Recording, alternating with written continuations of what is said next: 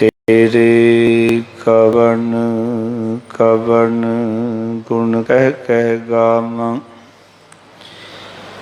तू साहिब गुणी निधाना। तुमरी महिमा वरन न साकूं, तू ठाकुर ऊच भगवाना। सतनाम श्री वाहिगुरु साहिब जी। एक ओंकार सतगुर प्रसाद। राग आसा महला नौवां। व्यर्था कहो कौन स्यों मन की, लोभ ग्रस्यो दसहूँ दिस तहावत। आसा लाग्यो तन की, व्यर्था कहो कौन स्यो मन की। लोभ ग्रस्यो दसहूँ दिस तहावत।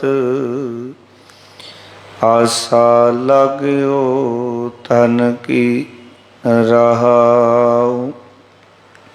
सुख कै हेत बहुत दुख पावत, सेव करत जन जन की।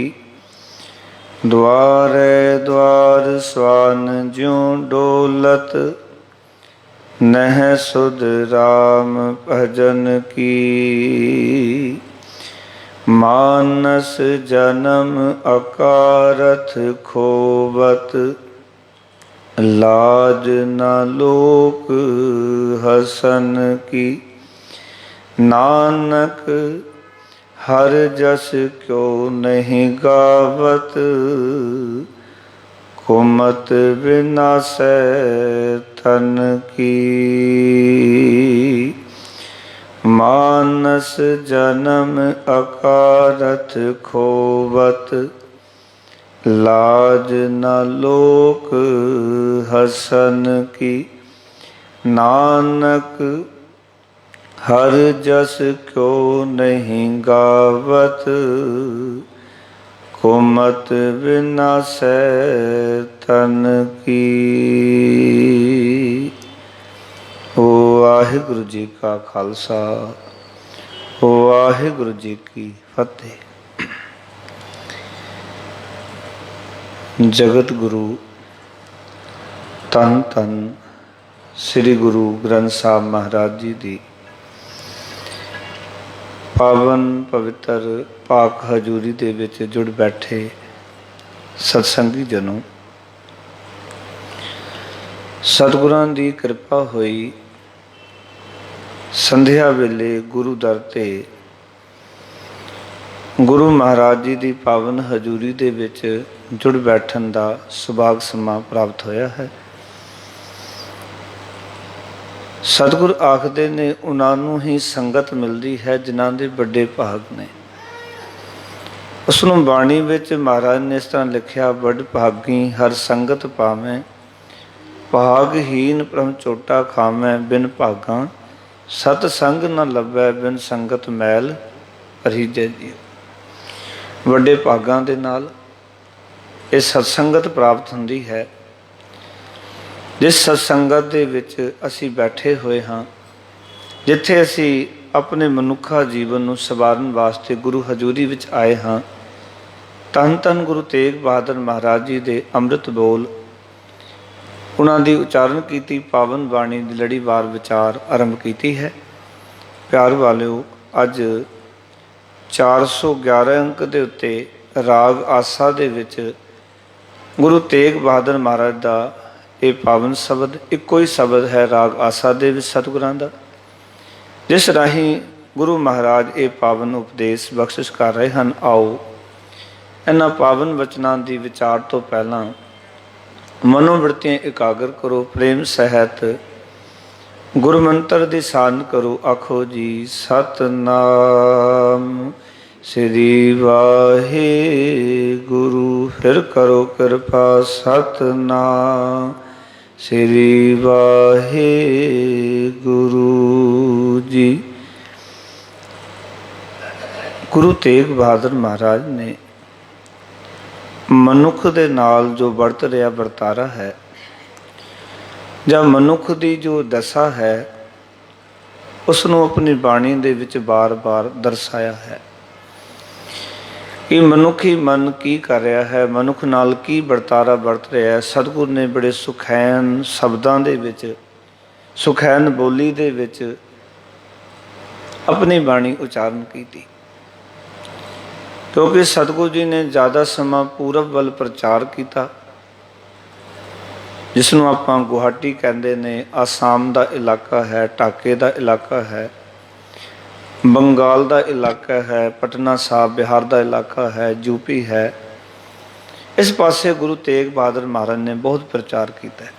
ਇਸ ਕਰਕੇ ਉਹਨਾਂ ਦੀ ਬਹੁਤੀ ਜਿਹੜੀ ਬਾਣੀ ਹੈ, ਪਿਆਰ ਵਾਲਿਓ, ਇਹ ਯਾਦ ਰੱਖਣਾ ਕਿ ਉਸ ਇਲਾਕੇ ਦੇ ਵਿੱਚ ਗੁਰੂ ਸਾਹਿਬ ਨੇ ਸਾਧਾਰਨ ਸ਼ਬਦ ਉਹਨਾਂ ਬੋਲਾਂ ਵਿੱਚ ਉਚਾਰਨ ਕੀਤੀ, ਤਾਂ ਕਿ ਹਰ ਇੱਕ ਮਨੁੱਖ ਨੂੰ ਆਪਣੇ ਅੰਦਰ ਦੀ ਇਸ ਬਿਰਥਾ ਦੇ ਬਾਰੇ ਸੋਝੀ ਆ ਸਕੇ।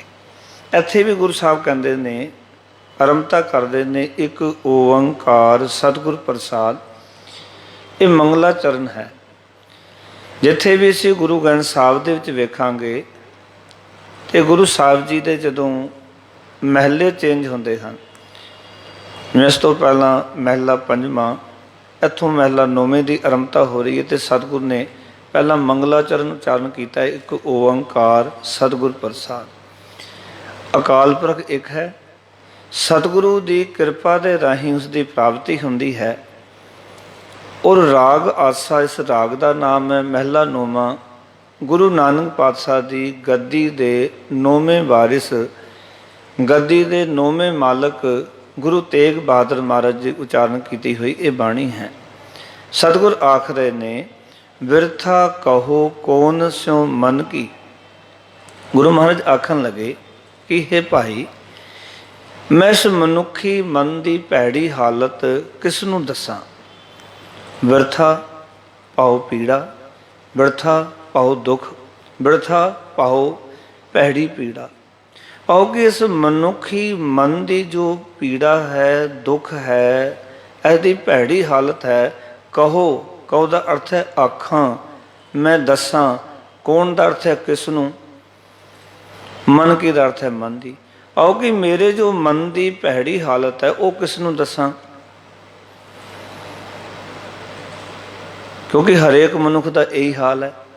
ਆਪਣਾ ਹਾਲ ਉਹਨੂੰ ਦੱਸੀਏ ਜਿਹੜੇ ਦਾ ਹਾਲ ਠੀਕ ਹੋਵੇ, ਪਰ ਸਾਰਿਆਂ ਦਾ ਹਾਲ ਇਹੀ ਹੈ। ਆਪਣੇ ਅੰਦਰ ਦੀ ਗੱਲ ਉਸ ਨੂੰ ਦੱਸੀ ਜਾ ਸਕਦੀ ਹੈ ਜਿਹੜਾ ਸਾਨੂੰ ਲੱਗਦਾ ਵੀ ਇਸ ਦਾ ਹਾਲ ਠੀਕ ਹੈ। ਪਰ ਸਤਿਗੁਰ ਕਹਿੰਦੇ ਮੈਨੂੰ ਤੇ ਸਾਰਿਆਂ ਦਾ ਹਾਲ ਇੱਕੋ ਜਿਹਾ ਲੱਗਦਾ ਹੈ। ਸਾਰੇ ਹੀ ਇੱਥੇ ਸੰਸਾਰ ਦੇ ਵਿੱਚ ਦੁਖੀ ਲੱਗ ਰਹੇ ਹਨ, ਸਾਰਿਆਂ ਦੀ ਹਾਲਤ ਇੱਕੋ ਜਿਹੀ ਹੈ। ਕਿਉਂਕਿ ਮਹਾਰਾਜ ਕਹਿੰਦੇ ਨੇ, ਦੁੱਖ ਤਿਸੈ ਪੈ ਆਖੀਐ, ਸੁਖ ਜਿਸੈ ਹੀ ਪਾਸ। ਆਪਣਾ ਦੁੱਖ ਉਸ ਨੂੰ ਆਖਣਾ ਚਾਹੀਦਾ ਜਿਹਦੇ ਕੋਲ ਸੁੱਖ ਹੈਗੇ ਨੇ। ਪਰ ਜੇ ਤੁਹਾਡੇ ਕੋਲ ਵੀ ਦੁੱਖ ਹੈ, ਜਿਹਨੂੰ ਆਖ ਰਹੇ ਨੇ ਉਸਦੇ ਕੋਲ ਵੀ ਦੁੱਖ ਹੈ, ਤੇ ਉਸਦੇ ਕੋਲ ਤੇ ਆਖਣਾ ਹੀ ਨਹੀਂ ਚਾਹੀਦਾ। ਸਤਿਗੁਰ ਕਹਿੰਦੇ ਆਖਰ ਕਰਦੇ ਅਸੀਂ ਇੱਦਾਂ ਹੀ ਹਾਂ, ਅਸੀਂ ਆਖਦੇ ਹੀ ਉਹਨਾਂ ਨੂੰ ਆ ਜਿਨ੍ਹਾਂ ਦੇ ਕੋਲ ਆਪ ਉਹ ਸਾਰੇ ਦੁੱਖ ਨੇ ਜੋ ਸਾਡੇ ਕੋਲ ਨੇ। ਇਸ ਕਰਕੇ ਗੁਰਦੇਵ ਪਿਤਾ ਸਾਨੂੰ ਆਖ ਰਹੇ ਨੇ ਕਿ ਹੇ ਭਾਈ, ਮੈਂ ਇਸ ਮਨੁੱਖੀ ਮਨ ਦੀ ਜੋ ਭੈੜੀ ਹਾਲਤ ਹੈ ਉਹ ਕਿਸ ਮਨੁੱਖ ਨੂੰ ਦੱਸਾਂ। ਕਿਉਂਕਿ ਹਰ ਇੱਕ ਮਨੁੱਖ ਦਾ ਇਹੀ ਹਾਲ ਹੈ। ਬਿਰਥਾ ਕਹੂੰ ਕੌਣ ਸਿਉ ਮਨ ਕੀ, ਲੋਭ ਗ੍ਰਸਿਓ ਦਸਹੂੰ ਦਿਸ ਧਾਵਤ, ਆਸਾ ਲਾਗਿਓ ਧਨ ਕੀ। ਮਹਾਰਾਜ ਕਹਿੰਦੇ ਨੇ, ਲੋਭ ਵਿੱਚ ਫਸਿਆ ਹੋਇਆ ਜਿਹੜਾ ਮਨੁੱਖ ਹੈ ਨਾ, ਉਸ ਮਨੁੱਖ ਦਾ ਜਿਹੜਾ ਇਹ ਮਨ ਹੈ ਨਾ, ਇਹ ਦਸੀ ਪਾਸੀ ਦੌੜਦਾ ਫਿਰਦਾ। ਇਸ ਦਾ ਅਰਥ ਕੀ ਹੋਇਆ ਕਿ ਮਨ ਨਹੀਂ ਦੌੜਦਾ, ਸਾਨੂੰ ਲੋਭ ਦੌੜਾਉਂਦਾ ਹੈ। ਮਨ ਨਹੀਂ ਦੌੜਦਾ, ਸਾਨੂੰ ਲਾਲਚ ਜਿਹੜਾ ਉਹ ਦੌੜਾਈ ਫਿਰਦਾ ਹੈ। ਔਰ ਇੱਕ ਪਾਸੇ ਨਹੀਂ, ਸਾਨੂੰ ਕਹਿੰਦੇ ਦਸਾਂ ਦਿਸ਼ਾਵਾਂ ਵਿੱਚ पूरब पश्चिम उत्तर दखन नहीं, उन्होंने चार कोने नहीं, धरती ते आकाश सारे पासे, कोई एक पासा नहीं, दसे दिशावां विच महाराज कहंदे ये मनुखी मन जिहड़ा है ना लोभ दे विच गरसिया होया फसिया होया चारे पासे दौड़ रहा है, हर पासे दौड़ रहा है। कर की रहा है? महाराज कहंदे ने आसा लाग्यो तन की, इसनूं तन जोड़न दी तृष्णा चिमड़ी रहिंदी है, तन जोड़न दी आसा लगी रहिंदी है। असल विच जितने भी सरबंध सतगुरु कहंदे असीं बनाउंदे हन ना, ये सारे संबंध असीं तन वास्ते ही बनाउंदे हां। ये संसारी तौर तो वेखीए ते महाराज कहंदे साडा जिहड़ा मनुखी मन है ना, इस नूं तन जोड़न दी तृष्णा चिमड़ी रहिंदी है भी होर इकट्ठा कर लवां, होर इकट्ठा कर लवां। और याद रखना महाराज कहंदे तृष्णा बिरले की ही बुझी है। जिहड़ी तृष्णा है ना किसी बिरले की बुझदी है। एक जोरे लाख करोड़े परै परै को ही दूजी रे। मनुखी मन है सतगुरु कहंदे एक जोड़दा है, उस तो बाद लखां दी लग जाती, लख जोड़ लैंदा फिर करोड़ां दी लग जाती है। इत्थे भी नहीं रुकदा, परै परै को ही लुझी रे, परै परै ही करदा रहिंदा, उहदे विच ही फसिया रहिंदा है, लुझिया रहिंदा है, झगड़े करदा है, होर बड़ा कुछ करदा है। सतगुरु ने यह हालत मनुखी मन की है, मनुखी जामे की यह हालत है कि यह दसां दिशावां विच दौड़ रहा है, इसनूं तृष्णा चिमड़ी हुई है। एक गल याद रखना, तृष्णा नूं बुझाना बड़ा औखा है। मैं अमृत वेले भी एक गल संगत दे नाल सांझी कीती सी कि एक राजा जिहड़ा कि अपने जीवन दे विच उसने इतना धन इकट्ठा किया कि उसकी पूरी प्रजा दे कोल भी वो धन नहीं सी जिहड़ा उहदे कल्ले दे कोल सी। पर वो बड़ा चिंता तुर रहिंदा सी, परेशान रहिंदा सी। ते उसदे वजीर ने पूछया, राजन तुसी परेशान क्यों, हर वेले चिंता दे विच रहिंदे हो? वो कहंदा जी ये पता नहीं क्यों, मैनू ये भी पता कि जितना मेरे कोल धन है उतना सारी प्रजा दे कोल भी नहीं, पर मेरे अंदर सबर नहीं, मेरे अंदर संतोख नहीं आउंदा और ये होर मन दे विच लालसा कि होर इकट्ठा कर लवां, इस करके मैं हर वेले चिंता विच रहिंदा हाँ, परेशान रहिंदा हाँ। उसने कहा भी एक बंदे नूं मैं जानदा, बड़ा रब दा प्यारा है, वो तेरे इस सवाल का हल उसके कोल हो सकता है, या तेरा जिहड़ा सवाल है वो हल कर सकता है। हुण ये राजे ने जदों अपने वजीर कोलों गल सुनी, अज तो पहला क्योंकि ये अपने महल दे विच ही किसी नूं सददा सी, पर उस वजीर ने कहा, राजन अज तक तुसी जिन्होंने भी सद्या अपने महल दे विच कोई भी काम होया है, हर एक बंदे नूं तुसी अपने महल विच सद्या, पर वो बंदा तुहाडे महल च नहीं आएगा, सानू उहदे घर जाना पैना। जे तुसी अपना हल लभना चाहते हो ना, सानू उसदे कोल जाना पैना। प्यार वालों सच जानना, राजन मन गया क्योंकि हर वेले परेशान रहिंदा सी, चिंता तुर रहिंदा सी। उस महापुरख दे कोल, रब दे प्यारे कोल चला गया। उत्थे जाके जो अपने अंदर दी गल सी वो दसी और बड़े प्यार नाल उस रब दे प्यारे ने उसकी गल नूं सुनिया।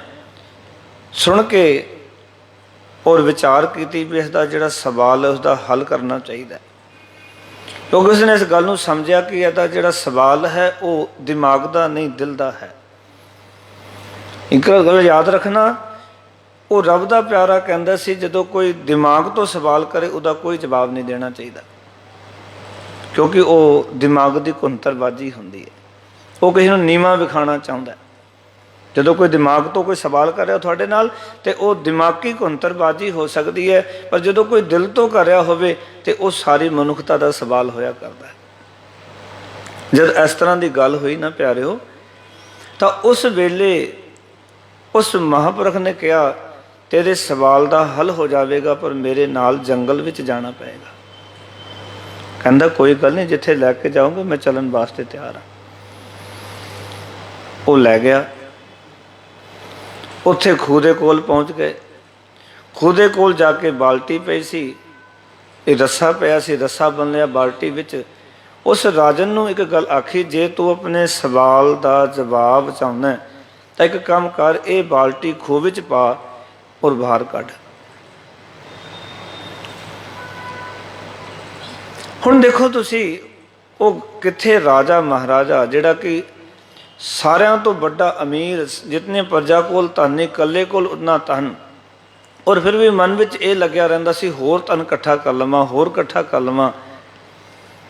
अज हैरानी की गल कि ये राजन जिहड़ा है उस रब दे प्यारे का हुक्म मन के बाल्टी खूह विच पाउंदा है, बाहर कढ लैंदा है। एक बारी, दो बारी, चार बारी, जदों 10 अते 11 बार हो गए तो ये कहन लगा भी मेरे सवाल नालों बड़ा सवाल तो यह है भी तू बार बार खूह विच बाल्टी पवा रहा है, बाहर कढ़ा लेना, इस पानी नहीं आ रहा, क्योंकि उसनूं कहा सी भी पानी कढ़ खूह विचों, पानी खूह चों निकल नहीं रहा। कहते मेरे सवाल नालों बड़ा सवाल यह है। उसने कहा तैनूं कहा सी ना भी जिवें मैं आखांगा तू करेगा, और तू मन्निया सी, बाल्टी खूह च पा पानी कढ़, फिर पांदा है, एक दो बारी करदा है, अक जांदा है, बाल्टी बगा के मारदा है। ये मेरे कोलों ये काम नहीं हो सकता। बाल्टी का तला कोई है नहीं, बार बार कहते खूह च पा ते कढ़ लै, ये किवें हो सकता भी खूह च पानी बाहर आ जाए? ये नहीं हो सकता। प्यार वालों सच जानना, उसने कहा बस यही तेरे सवाल का जवाब है। कहते देख तू संतोख चाहुंदा है, सबर का थल्ला तेरी बाल्टी नूं लग्या कोई नहीं। उच्चारण करो सतनाम। जदों तक तेरे अंदर सबर नहीं होएगा उदों तक तेरे जीवन च संतोख पैदा नहीं हो सकता, और जदों तक तू संतोख नहीं तो तू रज नहीं सकता, राजा होने का अधिकारी नहीं, क्योंकि बिना संतोख नहीं को राजै, सुपन मनोरथ बिरथे सब काजै। संतोख तो बिना कोई रज नहीं सकता, तेरा रजया नहीं वो राजा नहीं हो सकता। कहते तेरे ही सवाल का जवाब है, सबर का थल्ला अपने जीवन च लगा लै, संतोख पैदा हो जाएगा। ये जिहड़ी तृष्णा है ना धन इकट्ठा करने वाली, आशा लाग्यो धन की, ये तेरे जीवन च मुक जाएगी। उस दिन उन्होंने समझ आई कि ये धन इकट्ठा करके नहीं मुकनी, ये धर्म इकट्ठा करके मुक सकती। उच्चारण करो सतनाम। कई बार असीं सोचते हैं इस तरह, पर उसनों उस दिन समझ आई कि मैं सोचता सी सारा दुनिया का धन इकट्ठा कर लवांगा तां रज जावांगा। अज तक सारी दुनिया का धन जिन्हों ने इकट्ठा करने का यतन किया वो अज तक कोई भी नहीं रजया, ना रज सकेगा। ये तो तृष्णा का खूह है, जितना मर्जी पानी पाई जाओ। इस करके महाराज कहते ने तैनूं धन की आसा लगी हुई है, मनुखी जीवन की हालत ये बनी हुई है। फिर अगले पदे विच मार कहते ने सुख कै हेत बहुत दुख पावत, सेव करत जन जन की। मनुख की एक हालत है, प्यार वालों सच जानना, सुख हासिल करने वास्ते यह जिहड़ा मन है ना तिर तिर की खुशामद करता फिरदा है, वख वख फिरके दी, वख वख लोकां दी, वख वख पार्टियां दी, ये बड़ी खुशामद करता है, उन्हां दी वडियाई करता है जी, उन्हां दी सेवा करता है। सुख कै हेत बहुत दुख पावत, जदों ये जने खने की सेवा च लग जाता है, सारियां दी खुशामद करन लग पैंदा है, और ये आस रखता है भी शायद ये बंदे कोलों मेरी आस पूरी हो जाएगी, इस करके उसकी वडियाई करता है। पर याद रखना, बंदा की किसी की जरूरत पूरी कर सकता है, किसी बंदे की खुशामद करिए कि वह सानू सुख दे सकता है, कि उस बंदे को सुख हैगे ने। क्योंकि सुख जिहड़ा है वो होर अवस्था है। सहूलत कोई बंदा थानू दे सकता, तुहाडे कोल मकान नहीं मकान बना के दे सकता, तुहाडे कोल रोटी नहीं घर दे विच राशन पा सकता है, तुहाडे कोल होर कोई सहूलत नहीं वो थानू खरीद के दे सकता है। कोई धनी बंदा होवे याद रखना, पर वो थानू धर्म नहीं दे सकता, और धर्म तो बिना सुख की प्राप्ति नहीं होनी, संतोख की प्राप्ति नहीं होनी। इस करके मनुख ਸੁਖ ਵਾਸਤੇ ਇਹ ਕੀ ਕਰਦਾ ਹੈ, ਜਨੇ ਖਣੇ ਦੀ ਖੁਸ਼ਾਮਦ ਕਰਦਾ ਫਿਰਦਾ ਹੈ, ਤੇ ਇਸ ਤਰ੍ਹਾਂ ਸੁਖ ਦੀ ਥਾਂ ਤੇ ਹੋਰ ਸਗੋਂ ਦੁੱਖ ਹੀ ਸਾੜਦਾ ਹੈ। ਕਿਉਂਕਿ ਕਦੀ ਉਸ ਪਾਸੇ ਕਦੀ ਉਸ ਪਾਸੇ, ਕਦੀ ਉਹ ਪਾਰਟੀ ਜੁਆਇਨ ਕਰ, ਕਦੀ ਉਹ ਪਾਰਟੀ ਜੁਆਇਨ ਕਰ, ਇਸ ਤਰ੍ਹਾਂ ਹੀ ਪੂਰੀ ਜ਼ਿੰਦਗੀ ਲੱਗਿਆ ਰਹਿੰਦਾ। ਮੈਂ ਕਈ ਬੰਦੇ ਦੇਖਦਾ ਉਹਨਾਂ ਨੂੰ, ਉਹ ਇਸ ਤਰ੍ਹਾਂ ਆਪਣੀ ਜ਼ਿੰਦਗੀ ਬਤੀਤ ਕਰ ਲੈਂਦੇ, ਕਦੀ ਕਿਸੇ ਦਲ ਦੇ ਵਿੱਚ, ਕਦੀ ਕਿਸੇ ਦਲ ਦੇ ਵਿੱਚ, ਕਦੀ ਕਿਸੇ ਦੇ ਥੱਲੇ, ਕਦੀ ਕਿਸੇ ਦੇ ਥੱਲੇ ਜੀਵਨ ਗੁਜ਼ਰ ਜਾਂਦਾ ਹੈ। ਪਰ ਜਿਹੜਾ ਸੁੱਖ ਉਹ ਲੋਚਦੇ ਨੇ, ਜਿਹੜੇ ਪਦਾਰਥ ਉਹ ਲੋਚਦੇ ਨੇ, ਪ੍ਰਾਪਤ ਨਹੀਂ ਹੁੰਦੇ। ਇਸ ਕਰਕੇ ਗੁਰਦੇਵ ਪਿਤਾ ਸਾਨੂੰ ਇੱਥੇ ਸਮਝਾਉਣਾ ਚਾਹੁੰਦੇ ਨੇ, ਕਹਿਣ ਲੱਗੇ ਦੁਆਰੈ ਦੁਆਰ ਸੁਆਨ ਜੋ ਡੋਲਤ ਨੈ ਸੁਧ ਰਾਮ ਭਜਨ ਕੀ। ਗੁਰਦੇਵ ਪਿਤਾ ਨੇ ਆਖਿਆ, ਕਹਿੰਦੇ ਉਹ ਕੁੱਤੇ ਵਾਂਗ ਹਰ ਇੱਕ ਦੇ ਦਰ ਤੇ ਭਟਕਦਾ ਫਿਰਦਾ ਮਨੁੱਖ। ਜਿਵੇਂ ਕੁੱਤਾ ਜੇ ਇੱਕ ਮਾਲਕ ਦਾ ਨਾ ਬਣੇ ਨਾ, ਜੇ ਆਪਣੇ ਗਲੇ ਵਿੱਚ ਫੱਟਾ ਨਾ ਪਵਾਵੇ, ਤਾਂ ਯਾਦ ਰੱਖਣਾ ਉਹ ਜਨੇ ਖਣੇ ਦੇ ਦੁਆਰ ਤੇ ਜਾਂਦਾ, ਡੰਡੇ ਵੱਜਦੇ ਆ, ਆਪਣੇ ਘਰੋਂ ਲੋਕ ਕੱਢ ਦਿੰਦੇ ਨੇ, ਵੱਟੇ ਮਾਰਦੇ ਨੇ। ਤੇ ਮਹਾਰਾਜ ਸੱਚੇ ਪਾਤਸ਼ਾਹ ਸਮਝਾਉਣ ਲੱਗੇ ਕਿ ਉਸ ਮਨੁੱਖ ਦੀ ਹਾਲਤ ਕੁੱਤੇ ਵਾਂਗ ਹੈ, ਜਿਹੜਾ ਕਿ ਦਰ ਦਰ ਤੇ ਭਟਕਦਾ ਹੈ। ਦੁਆਰ ਹੈ ਦੁਆਰ ਸਵਾਨ ਜੋ ਡੋਲਤ ਨੈ ਸੁਧ ਰਾਮ ਭਜਨ ਕੀ। ਇਸ ਨੂੰ ਪਰਮਾਤਮਾ ਦੇ ਭਜਨ ਕਰਨ ਦੀ ਕਦੀ ਸੋਝੀ ਹੀ ਪੈਦਾ ਨਹੀਂ ਹੁੰਦੀ, ਸੋਝ ਨਹੀਂ ਪੈਂਦੀ ਇਹਨੂੰ, ਕਦੀ ਵੀ ਸਮਝ ਆ ਜਾਏ, ਕਦੀ ਭਜਨ ਦੀ ਤਾਂ ਸਮਝ ਆਉਂਦੀ ਨਹੀਂ। ਇਸ ਦੀ ਹਾਲਤ ਤਾਂ ਬਸ ਐਸੀ ਬਣ ਗਈ ਜਿਵੇਂ ਇੱਕ ਕੁੱਤਾ ਇੱਕ ਥਾਂ ਤੇ ਦੂਜੀ ਥਾਂ ਤੇ। ਇਸ ਦਾ ਅਰਥ ਇਹ ਹੈ ਕਿ ਗੁਰੂ ਸਾਹਿਬ ਜੀ ਨੇ ਬਾਣੀ ਵਿੱਚ ਦੋ ਉਦਾਹਰਨਾਂ ਦਿੱਤੀਆਂ। ਇੱਕ ਤਾਂ ਕਹਿ ਰਹੇ ਨੇ ਕਿ ਸਵਾਨ ਕੁੱਤੇ ਦੇ ਵਾਂਗ ਭਟਕਦਾ ਹੈ, ਪਰ ਜਦੋਂ ਵਫਾਦਾਰੀ ਦੇ ਵਿੱਚ ਗੱਲ ਕੀਤੀ ਤਾਂ ਸਤਿਗੁਰੂ ਨੇ ਫਿਰ ਵੀ ਕੁੱਤੇ ਦੀ ਉਦਾਹਰਨ ਦਿੱਤੀ। ਇੱਕ ਗੱਲ ਯਾਦ ਰੱਖਣਾ, ਸਵਾਮੀ ਕੋ ਗ੍ਰਹਿ ਜੋ ਸਦਾ ਸਵਾਨ ਤਜਤਨੀ ਨਿਤ ਨਾਨਕ ਇਹ ਵਿਦ ਹਰ ਭਜੋ। ਇੱਕ ਮਨ ਹੋਏ ਇੱਕ ਚਿੱਤ, ਇੱਕ ਮਨ ਹੋ ਕੇ ਇੱਕ ਚਿੱਤ ਕਰਕੇ ਅਕਾਲ ਪੁਰਖ ਵਾਹਿਗੁਰੂ ਦਾ ਸਿਮਰਨ ਕਰ। ਪਰ ਮਾਰੇ ਕਰਨ ਨੂੰ ਤਾਂ ਪਰਮਾਤਮਾ ਦੇ ਭਜਨ ਦੀ ਸੂਝ ਪੈਦਾ ਹੀ ਨਹੀਂ ਹੋਈ, ਤੈਨੂੰ ਸੋਝੀ ਨਹੀਂ ਪੈਦਾ ਹੁੰਦੀ, ਤੂੰ ਡੋਲਦਾ ਰਹਿੰਦਾ। ਇੱਕ ਗੱਲ ਯਾਦ ਰੱਖਣਾ, ਟਿਕ ਜਾਣਾ ਹੀ ਰਾਮ ਦੇ ਭਜਨ ਦੀ ਸੋਝੀ ਪ੍ਰਾਪਤ ਕਰਨੀ ਹੈ। ਜੇ ਆਪਾਂ ਟਿਕਾਂਗੇ ਨਾ ਜੀਵਨ ਵਿੱਚ, ਉਹ ਸੂਝ, ਉਹ ਆਤਮਿਕ ਸੋਝੀ ਪ੍ਰਾਪਤ ਨਹੀਂ ਹੋਣੀ। ਅਸੀਂ ਸੁਖ ਵਾਸਤੇ ਦੌੜ ਰਹੇ ਹਾਂ ਸੰਸਾਰ ਵਿੱਚ, ਪਰ ਜਿਨ੍ਹਾਂ ਤੇ ਅਸੀਂ ਆਸ ਲਾ ਕੇ ਬੈਠੇ ਹਾਂ ਉਹਨਾਂ ਬਾਬਤ ਤਾਂ ਗੁਰਬਾਣੀ ਨੇ ਆਖਿਆ, ਮਾਨੁਕ ਕੀ ਟੇਕ ਬਿਰਥੀ ਸਭ ਜਾਨ ਦੇਵਨ ਕੋ ਇੱਕ ਹੈ ਭਗਵਾਨ, ਜਿਸ ਕੈ ਦੀਐ ਰਹਿ ਅਗਾਏ ਬਹੁ ਨਾ ਤ੍ਰਿਸ਼ਨਾ ਲਾਗੇ ਆਏ। ਆਪਾਂ ਆਸ ਕਰੀਏ ਪਰਮਾਤਮਾ ਦੀ, ਸਤਿਗੁਰੂ ਕਹਿੰਦੇ ਆਸਾ ਕਰੀਏ ਰਾਮ ਕੀ ਅਵਰੈ ਆਸ ਨਿਰਾਸ। ਵਾਹਿਗੁਰੂ ਦੀ ਆਸਾ ਕਰੀਏ, ਹੋਰ ਆਸ ਹੋ ਸਕਦਾ ਤੈਨੂੰ ਨਿਰਾਸ਼ ਕਰ ਦੇ। ਆਪਾਂ ਕਈ ਵਾਰੀ ਆਪਣੇ ਰਿਸ਼ਤੇਦਾਰਾਂ ਦੇ ਉੱਤੇ, ਆਪਣੇ ਮਿੱਤਰਾਂ ਦੇ ਉੱਤੇ ਆ ਸਕਦੇ ਵੀ ਇਹ ਚੀਜ਼ ਸਾਨੂੰ ਦੇ ਦੇਗਾ, ਪਰ ਜਦੋਂ ਅਸੀਂ ਮੰਗੀਏ ਨਾ ਮਿਲੇ ਤੇ ਸਾਡੀ ਤਾਂ ਆਸ ਟੁੱਟ ਜਾਂਦੀ। ਅਸੀਂ ਕਹਿੰਦੇ ਅਸੀਂ ਤੇ ਆਸ ਲਾਈ ਸੀ ਤੁਸੀਂ ਸਾਡਾ ਇਹ ਕਾਰਜ ਕਰ ਦੇਵੋਗੇ, ਪਰ ਤੁਸੀਂ ਤੇ ਕੀਤਾ ਕੋਈ ਨਹੀਂ। ਫਿਰ ਅਸੀਂ ਦੁਖੀ ਹੁੰਦੇ ਹਾਂ, ਇਹ ਕਾਹਦੀ ਮਿੱਤਰਤਾ, ਇਹ ਕਾਹਦੀ ਰਿਸ਼ਤੇਦਾਰੀ, ਇਹ ਕਾਹਦੇ ਸੰਬੰਧ ਸਾਡੇ, ਜੇ ਤੁਹਾਡੀ ਇਹ ਆਸ ਵੀ ਸਾਡੀ ਤੁਸੀਂ ਪੂਰੀ ਨਹੀਂ ਕਰ ਸਕੇ। ਇਸ ਕਰਕੇ ਸਤਿਗੁਰ ਨੇ ਕਿਹਾ ਆਸ ਕੇਵਲ ਪਰਮਾਤਮਾ ਤੋਂ ਰੱਖੀ, ਕਿਉਂਕਿ ਉਹ ਸਾਰਿਆਂ ਦੀ ਆਸਾ ਪੂਰੀ ਕਰਦਾ। ਉਚਾਰਨ ਕਰੋ ਸਤਨਾਮ। ਉਹ ਸਾਰਿਆਂ ਦੀ ਆਸਾ ਪੂਰੀ ਕਰਦਾ, ਜਿਹੜਾ ਵੀ ਉਹਦੀ ਸ਼ਰਨ ਵਿੱਚ ਆਉਂਦਾ ਹੈ ਨਾ, ਹਰ ਇੱਕ ਦੀ ਆਸ ਪੂਰੀ ਕਰਦਾ। ਆਪਾਂ ਪੜ੍ਹਦੇ ਬਾਣੀ 'ਚ, ਜੋ ਮੰਗੈ ਠਾਕੁਰ ਆਪਣੇ ਤੇ ਸੋਈ ਸੋਈ ਦੇਵੈ, ਨਾਨਕ ਦਾਸ ਮੁਖ ਤੇ ਜੋ ਬੋਲੇ ਇਹਾਂ ਉਹਾਂ ਸੱਚ ਹੋਵੇ। ਉਹ ਆਸ ਪੂਰੀ ਕਰਦਾ। ਇਸ ਕਰਕੇ ਗੁਰਦੇਵ ਪਿਤਾ ਅਗਲੇ ਬਚਨ ਕਰ ਰਹੇ ਨੇ, ਆਖਣ ਲੱਗੇ ਮਾਨਸ ਜਨਮ ਅਕਾਰਥ ਖੋਵਤ ਲਾਜ ਨਾ ਲੋਗ ਹਸਨ ਕੀ। ਆਖਣ ਲੱਗੇ ਹੇ ਭਾਈ, ਲੋਭ ਵਿੱਚ ਫਸਿਆ ਹੋਇਆ ਮਨੁੱਖ ਜਿਹੜਾ ਹੈ ਨਾ, ਆਪਣਾ ਮਨੁੱਖਾ ਜੀਵਨ ਵਿਅਰਥ ਗਵਾ ਲੈਂਦਾ ਹੈ, ਵਿਅਰਥ ਬੇਅਰਥ। ਤੇ ਇਸ ਦੇ ਲਾਲਚ ਦੇ ਕਾਰਨ ਲੋਕਾਂ ਵੱਲੋਂ ਹੋ ਰਹੇ ਹਾਸੇ ਮਖੌਲ, ਇਹ ਸਾਰੀ ਗੱਲਾਂ ਦੇ ਇਹਨੂੰ ਕੋਈ ਸ਼ਰਮ ਨਹੀਂ ਆਉਂਦੀ। ਆਪਾਂ ਕਈ ਵਾਰੀ ਕਹੀ ਦਿੰਦੇ ਨੇ ਤੈਨੂੰ ਕੋਈ ਸ਼ਰਮ ਨਹੀਂ ਰਹੀ। ਆਓ ਕਿ ਲੋਕ ਮਖੌਲ ਕਰਦੇ ਨੇ, ਹਾਸਾ ਮਖੌਲ ਕਰਦੇ ਨੇ ਇਸ ਦੇ ਕੰਮਾਂ ਨੂੰ ਵੇਖ ਕੇ, ਇਸ ਦੀ ਲਾਲਚੀ ਬਿਰਤੀ ਨੂੰ ਵੇਖ ਕੇ। ਕਈ ਵਾਰੀ ਤਾਂ ਬੰਦਾ ਬੰਦੇ ਨੂੰ ਕਹਿ ਦਿੰਦਾ ਕੁੱਤੇ ਦੇ ਵਾਂਗ ਕੀ ਭਟਕਦਾ ਰਹਿਣਾ, ਕਦੇ ਟਿਕ ਵੀ ਜਾਇਆ ਕਰ। ਹੋਰ ਵੀ ਕਈ ਗੱਲਾਂ महाराज जी कहते ने इस नूं आखियां जांदियां हन पर इस नूं लोग हसदे ने, मखौल करते ने। महाराज कहते तां भी इन्हूं शर्म नहीं आउंदी। नहीं तो कई बार बंदा मुख नीवा कर ही लैंदा है ना, पर सदों कहते तैनूं तो ये शर्म ही नहीं आउंदी।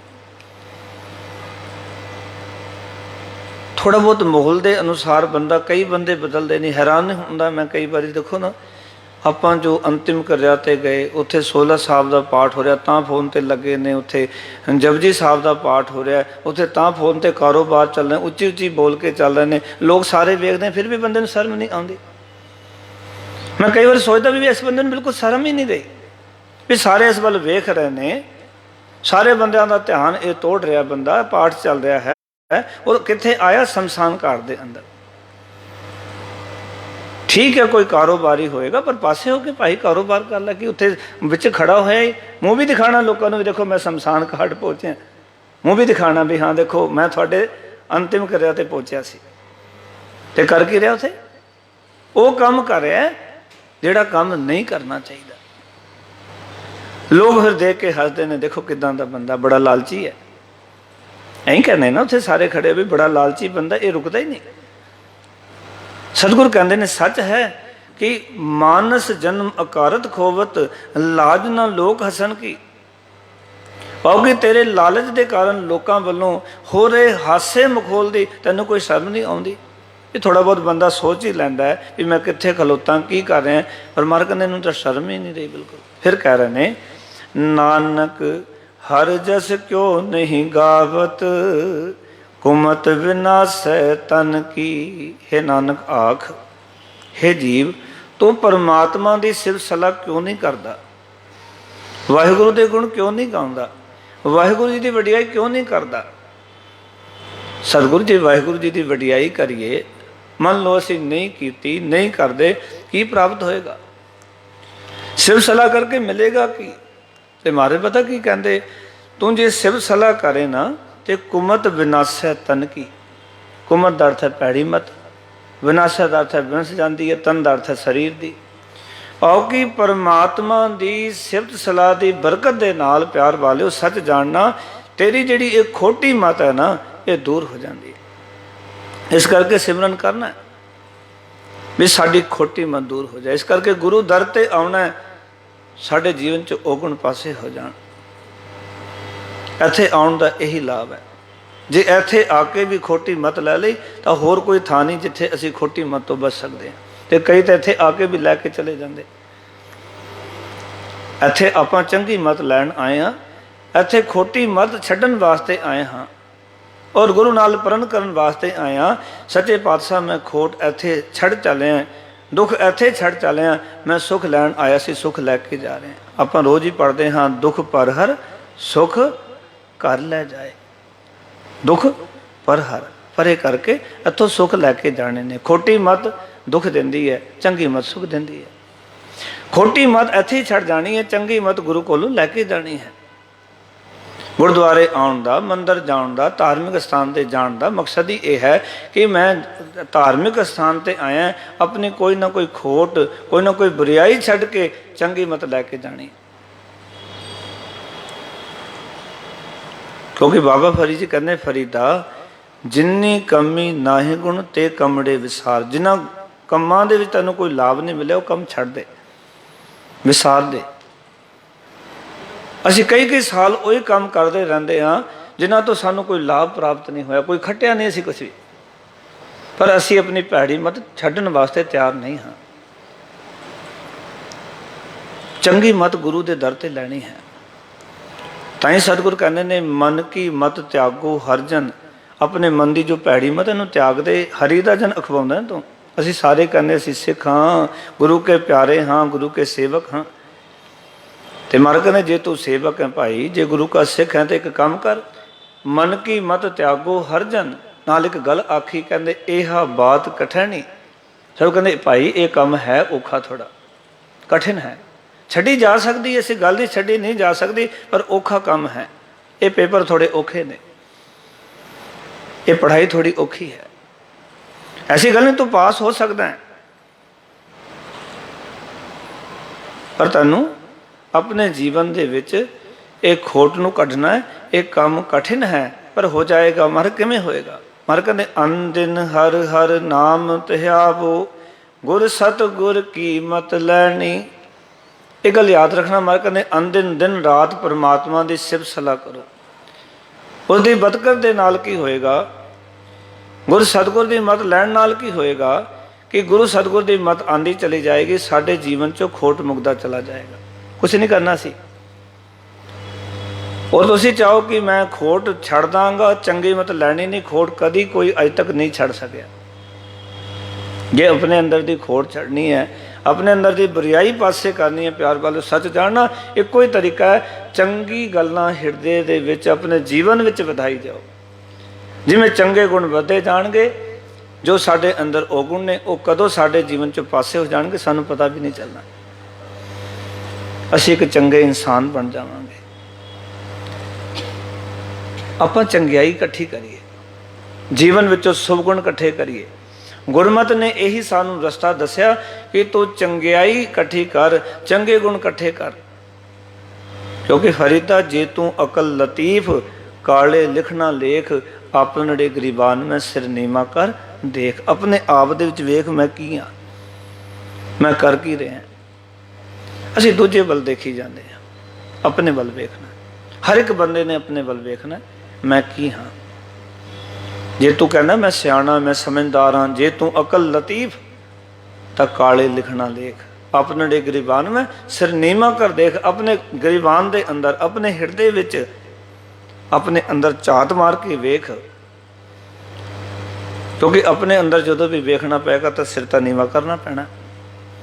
ਹੰਕਾਰ ਦੇ ਵਿੱਚ ਆਪਣੇ ਅੰਦਰ ਦੇਖਿਆ ਨਹੀਂ ਜਾ ਸਕਦਾ। ਹੰਕਾਰੀ ਬੰਦਾ ਦੂਜੇ ਨੂੰ ਵੇਖਦਾ ਹੈ, ਤੇ ਜਿਹਦੇ ਅੰਦਰ ਹੰਕਾਰ ਟੁੱਟ ਜਾਂਦਾ, ਨਿਮਰਤਾ ਵਾਲਾ ਬੰਦਾ ਆਪਣੇ ਅੰਦਰ ਨੂੰ ਦੇਖਦਾ ਹੈ। ਕਿਉਂਕਿ ਆਪਣੇ ਆਪ ਨੂੰ ਦੇਖਣਾ, ਸਿਰ ਝੁਕਾਉਣਾ ਪਏਗਾ, ਨਿਮਰਤਾ ਦੀ ਨਿਸ਼ਾਨੀ ਹੈ। ਸਿਰ ਉੱਚਾ ਕਰਨਾ ਹੰਕਾਰ ਦੀ ਨਿਸ਼ਾਨੀ ਹੈ। ਗੁਰਬਾਣੀ ਨੇ ਇੱਕ ਗੱਲ ਸਾਨੂੰ ਸਮਝਾਈ। ਇਸ ਕਰਕੇ ਆਪਾਂ ਗੁਰੂ ਸਾਹਿਬ ਜੀ ਦੇ ਉਪਦੇਸ਼ ਨੂੰ, ਗੁਰੂ ਕੀ ਸਿੱਖਿਆ ਨੂੰ ਆਪਣੇ ਜੀਵਨ ਦਾ ਆਧਾਰ ਬਣਾਈਏ। ਇਤਨੇ ਬਚਨ ਪ੍ਰਵਾਨ। ਸਾਰਿਆਂ ਦਾ ਧੰਨਵਾਦ। ਫਤਿਹ ਜੀ ਸਾਨ ਕਰੋ। ਆਖੋ ਜੀ ਵਾਹਿਗੁਰੂ ਜੀ ਕਾ ਖਾਲਸਾ, ਵਾਹਿਗੁਰੂ ਜੀ ਕੀ ਫਤਿਹ।